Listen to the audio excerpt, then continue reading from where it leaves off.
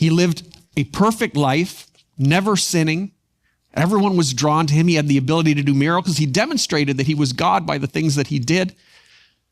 And he pronounced that he was providing salvation, that he was the fulfillment of what these prophets had predicted in the Old Testament. Well, things started well, but eventually people turned on Jesus and they crucified him.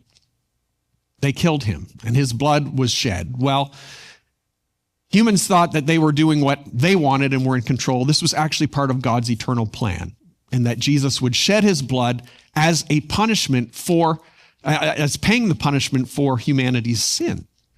And his blood paid the price for the sins of mankind.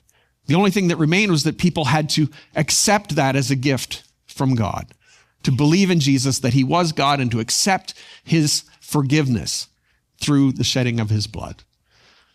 Well, Jesus gave this message of good news to the people that followed him, his disciples, who were later known as his apostles, that went out and proclaimed this message. They're the ones that wrote our Bible that we have today and told us the ways of Jesus and reminded us that Jesus, although he came and left, he's coming back again someday. And he's going to come back and he's setting up his amazing kingdom. There's going to be a new heaven and a new earth, and everything's going to be made right again. The only thing is that this is reserved for people who have been united to God through Jesus and the sacrifice that he made on the cross.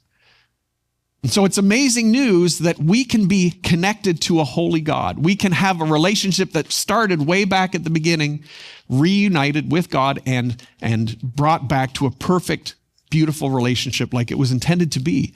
And it can be that way for eternity.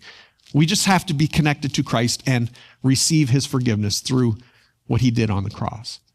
This is the amazing, beautiful, good news that we have been given to share.